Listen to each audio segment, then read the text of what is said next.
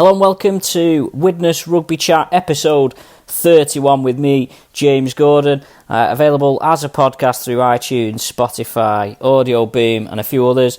Doing them as audio only now rather than video just because it gives a bit more flexibility and hopefully means I can get some more varied content on. If you want to come on, if you want to be a guest, then please do leave a comment. We can do it via Skype, we can do it over the phone.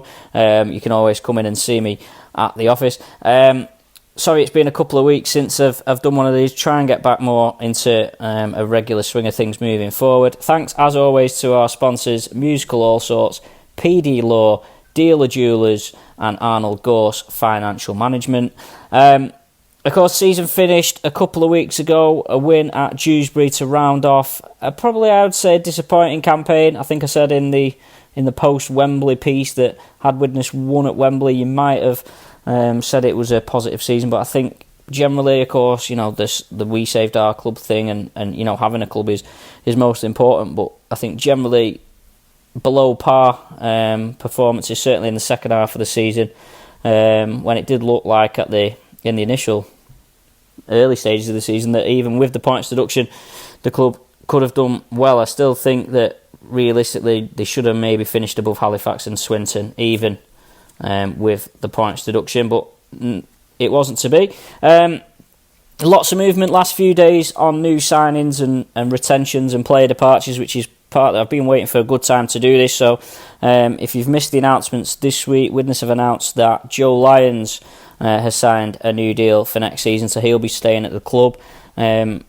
We do believe that Warrington was sniffing around him and did hold talks with him at some point, but for whatever reason that hasn't transpired. And coming in is Jake Spedding from Featherstone. He actually signed for Featherstone from Barrow ahead of the transfer deadline, but didn't play for Featherstone. My understanding is that he was a signing that wasn't made by the coach Ryan Carr, and Ryan Carr didn't fancy him necessarily, and they had a couple of good centres in place anyway, so he couldn't get a game there. And Dion Cross, who signs from Barrow. So Spedding and Cross were actually Barrow's first choice centre pairing last season, certainly at the start of last season. There's a few highlights that the club have obviously put together of both of those players. Spedding was at St Helens as a youngster, both I suppose at stages of the career where they've still got opportunity to kick on and do something with their rugby league careers. They'll see themselves as having points to prove, and they may see being at Widnes as an opportunity and an environment for them to flourish in around some quality players. So those three add to the previous three that have been announced, which has been Jack Owens, Danny Craven and Shane Grady, who returns to the club from Halifax, having left there at the end of last season. I think in terms of those three signings, I think they're pretty much as good as you can get from a Widnes point of view at this stage. Owens and Craven both established. They'll be taking the mantle of the experienced and leaders and senior players next season, and Grady, of course, comes back and adds plenty of experience. He's been a very good back rower at championship level for Halifax and Dewsbury over the past few years, so he adds a bit of experience in the back row. I think he's 30 years old now. I always thought Grady was slightly unfortunate not to get a Super League deal back in the day. When you're looking at maybe trying to prioritise your academy products, he was one that maybe had a little bit of something, but of course played a lot of centre in his early days at Widnes as well. In terms of player departures, we've now had 8 player departures confirmed. So Jordan Johnston has gone to Hull. Ryan Ince was of course released around Wembley. Christine announced his retirement. Patrick Arvan has gone to Rugby Union with Sale FC. Tom Gilmore has signed for Halifax. Harrison Hansen has gone to Toulouse. Dan Norman and Ollie Ashall-Bott this week announced as signing for London Broncos. Of that list, I think obviously Hansen's probably the one that you'd be most disappointed with. He's an absolute warrior, absolute machine. You want someone like him in your team. He has gone to Toulouse, presumably on a full-time deal, so he would have probably been a victim of the transfer to being part-time. I think beyond Hansen, of course, we expected Johnston to leave. His signing by Hull was announced a few weeks ago, and I think he signed a 3-year deal there, so a great opportunity for him. In terms of the others, I think Dan Norman's probably the next in line. Certainly out of him and Ashall-Bott, I would say I think Norman's a bigger loss to Widnes. I think he showed a lot of promise. It's always hard to find those big forwards to get you on the front foot. And Norman played well. I think he made 20 odd appearances last season as well. Ashore, but fresh start for him. Injury problems at Widnes. Be interesting to see how he gets on in London. I suppose the one part of disappointment with those signings is them going to a team in the same league. I mean, you can understand players leaving to go elsewhere, maybe if they're going up the leagues or whatever. But so it'd be interesting to see how they fare against Widnes. Tom Gilmore, again, another player who'll be playing against Widnes next season. He's had enough chances at Widnes and just for whatever reason not being able to put his stamp on the first team. He's obviously got something there. But he might join the list of Widnes Academy players that have had a lot of potential but never quite realised it at first team level. Ryan Ince was an interesting one, of course, released after, well, the rumours were that he was dropped for Wembley and didn't take too kindly to that. I believe he's on his way to Lee, so that'd be an interesting signing as well. A few people have been asking me if I've heard anything. I think pretty much everyone knows the signings that Widnes have made so far have been pretty common knowledge before they come out. Kenny Baker from North Wales Crusaders is a name that's been going around. I do believe that he has signed. I've spoke to a few people about him. Played well. He's done well at Crusaders. Probably deserves a chance at Championship. Is the opinion of the people I've spoke to. But of course, big jump from mid-table League One team to what you'd like to think was a team in the Championship competing at the higher end of the league, certainly challenging for the playoffs. Martin Ridyard is a name that's been mentioned. He's been released by Lee, as well as Greg McNally, two players that of course Kieran Purtle will have worked with before. McNally's an interesting one. He played a lot on the wing for Lee this year. Could be an option for Widnes maybe on the wing, but Ridyard, there seems to be some legs in that. That could work with signing Lyons as well, because Ridyard could maybe mentor Joe Lyons a little bit, thinking that maybe he might not play week in, week out. Beyond that, not really heard a great deal. Of course, the ongoing situation at Swinton may make a few players available. Certainly Gavin Benyon would be one worth looking at from Swinton, maybe even Rodri Lloyd, who of course has played at Widnes before, albeit briefly. There's the speculation about Warrington and dual reg and things like that. Could a dual reg partnership with Warrington be a good move, and maybe get Danny Walker on dual reg, or obviously if they sign Keenan Brand, maybe someone like that. There's still a bit of an unknown whether dual reg will exist. With the return of the reserves, Widnes of course will have to run with the reserve team as well, so plenty of movement still to come as well. In terms of players, I think there's still about 17 or 18 players that we're unsure of. There's still 6 players that are on contract for Widnes next season whose futures haven't been revealed as yet. That's Keenan Brand, Owen Buckley, Owen Farnworth, Anthony Gelling, Brad Walker and Liam Walsh. Those 6 do have contracts at Widnes for next season. Obviously there's been a lot of speculation about Brandon Gelling supposedly off to Warrington.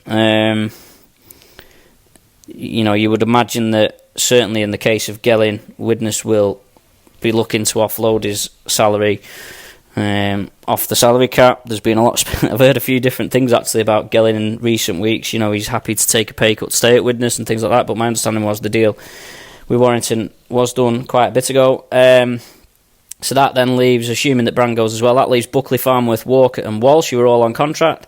Now of course they'll have had deals, without knowing what deals they're on. They would have all had full-time deals, and it's whether the club sees fit to are the club going to try and move them on, or whether they're happy to renegotiate as Craven did. Remains to be seen. Certainly Brad Walker I think is a key retention for Widnes from where they are at this point. Still, of course, a long list of players from last season who are out of contract but whose futures haven't been revealed yet. The Chapel Owls, Cahill, Jacob Dugdale, another one there, Josh Ganson. So plenty of movement. Of course, only 6 players confirmed for next season, so loads and loads of movement. I'd expect October to be a pretty busy month from a news point of view for Widnes. This week it was the Whistle AGM. I didn't get a chance to get down myself, but I've been sent a few notes from it. Rod Steele, who is one of the club directors, was actually there to answer questions from fans. He says that the club is in a healthy financial position. Season tickets will go on sale imminently. I know I've been a little vocal about this. I think season tickets should be on sale. But apparently there's going to be a 21st century method of buying them, which sounds promising. There was also some positive news about sponsorship and commercial activity, which apparently exceeds anything that the club had managed in Super League. Of course, the Super League era was maybe skewed somewhat by the health and community funding. However, that was brought in. They beat the scrum nonsense on the front of the shirt and stuff like that. So hopefully we'll see. There have been a few announcements about sponsorship already. I think Dave Rott's done a few videos with new sponsors, so that'll all come together in the coming weeks. I'm sure. I'm hoping to see Dave next week, so I might try and drag him in on a podcast just to find out where he's up to, how the club's getting on there, and see if he can give us any little snippets of information that might prove encouraging. Yeah, certainly season tickets for me, end of September. It's pretty late, I think, for season tickets not to be on sale. I was quite surprised, to be honest, that Widnes didn't get them on sale straight after Wembley. I mean, maybe it would have been different if they'd have won, but certainly given all the talk about how the finances are so important and how the club is, well, not struggling for money, but that's been the impression that's being given. They got season tickets on sale and got the cash in, but if Rod Steele's saying that the finances are healthy, then perhaps they don't need to get that windfall of money from the season tickets just yet. Of course, it'll come in eventually. I think the other thing is to look at it from a fan's point of view. Of course, the closer to Christmas it comes, the closer to Christmas it gets, of course, the more impact it has on people's finances and whatnot. Of course, if you put them on sale in August, you've got August payday, you've got September payday, whereas they're not going to go on sale now to October, which means you've only really got October and November payday before Christmas. So, bottom line is, I've never really been a massive early bird chaser. I sort of think you just put them on at a price, and yeah, of course you've got to try and create demand some way, but it doesn't make any difference necessarily if you sell a season ticket in November or you sell it in January. The most important thing is getting it in. Now, of course, it helps you to budget a bit more if you get it earlier, and maybe make an additional signing, but it sounds like the club have budgeted for that already. A few people have been asking me on Twitter about I have offered to help the club, and that offer still stands. To give you a bit of context behind that is, I went to a sponsors evening in May time. I was approached. Everyone who went to sponsors evening left the details. I then got a call a few weeks later off Tracy, who's one of the club directors, basically to see if I wanted to sponsor the club, and I sort of said, well, I've not got any cash sponsorship necessarily. We will try and raise some money through the podcast again next year, as we did this year. I think I donated more than £2,000 this year via the podcast. But I'm happy to offer the services through my business. I've not managed to get together with Tracy or whoever at the club since that time I have made that offer. Obviously, it sounds like with the season ticket progress being made that maybe there's something in the pipeline anyway. So hopefully when I catch up with Dave Rolt next week, he might be able to give some insight into that. That's it for this week, a shortened episode. Hopefully in the coming weeks we get some guests on, a bit of interest in the off-season, some speculation about transfers. As always, please do subscribe to the iTunes, Spotify, Audio Boom, wherever it is that you listen. Please do leave reviews and leave comments. Feel free to ask any questions or let me know anything that you want to find out, and I'll hopefully see you again next week. Thanks as always to sponsors Musical All Sorts, PD Law, Arnold Gorse Financial Management, and Deal the Jewelers, and I'll see you next time.